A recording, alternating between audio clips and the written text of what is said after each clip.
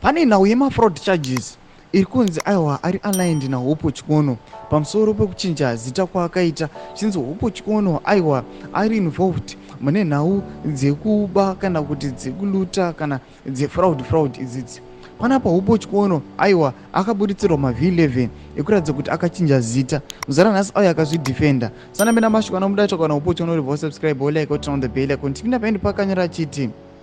Some of my followers have messaged me privately and some commented publicly asking if it is true that I changed my name to evade the British immigration authorities or avoid fraud charges in Britain.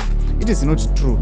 My change of surname was done legally through the Zimbabwean government, and I informed the British government about it through my visa application process. I've never faced any fraud charges or had any pending court cases in Britain against me.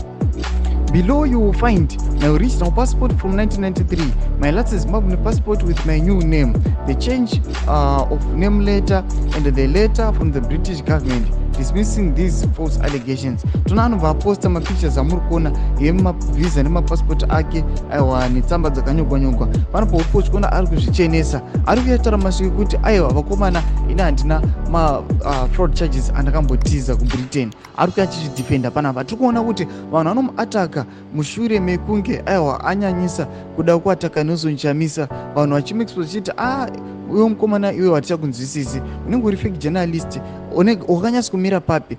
People they havanyatsa kuda kunzwisisa kuti Hope Chikono vanyatsa kuona kuti ari kumira papi. Is it kuti ari kudefenda macitizen nyika yeZimbabwe kana kuti wada kutobvisa vanhu hope yavo yavakaisa pana nozonshamisa? Saka mukuziva kuti munhu wese anoda nozonshamisa, nyange zvikanzi nozonshamisa ava kutunga apinda muZanu PF vanhu vanongomuvinga imomo, zvikanzi abuda aenda kwakati vanhu vanongomuvinga ikoko. Ngotidzai mafungiro enyu kuti munoti kudiwa pamusoro pechitiko ichi. Pana comment section yedu, subscribe or like, turn on the bell icon.